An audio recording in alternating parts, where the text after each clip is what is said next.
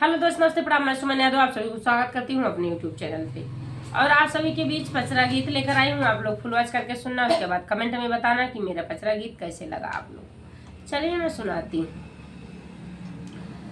खोला झाझारी केवड़िया है मायरिया हमारी ना, खोला झाझारी केवड़िया है मायरिया हमारी ना, कैसे के खोली से खा झाझारी केवड़िया है शरीरिया हमारी ना, है शरीरिया हमारी ना, ढाकल नारियल चुनरिया है शरीरिया हमारी ना,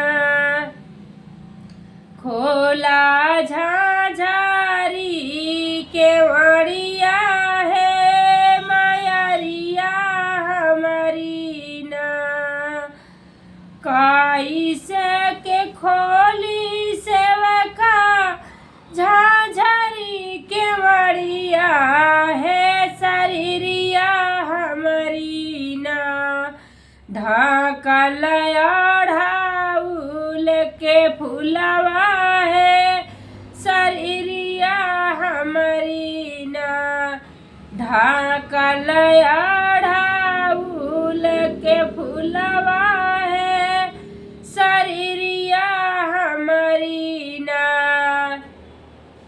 खोला झाझारी केवड़िया है मायरिया हमारी ना, कैसे के खोली सेवका झाझारी केवड़िया है शरीरिया हमारी ना, है शरीरिया हमारी ना, ढाकल धूपिया से धरिया है शरीरिया हमारी ना, ढाकल धूपिया से धरिया है शरीरिया हमारी ना,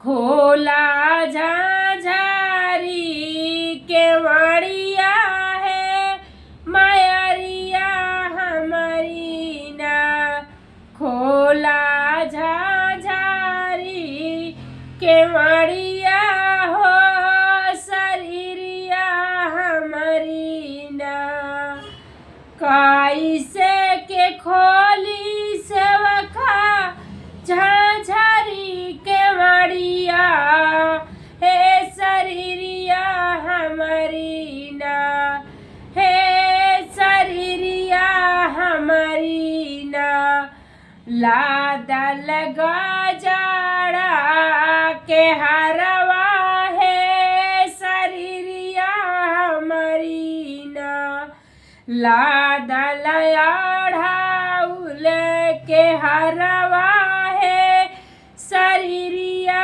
हमारी ना। जय माता दी।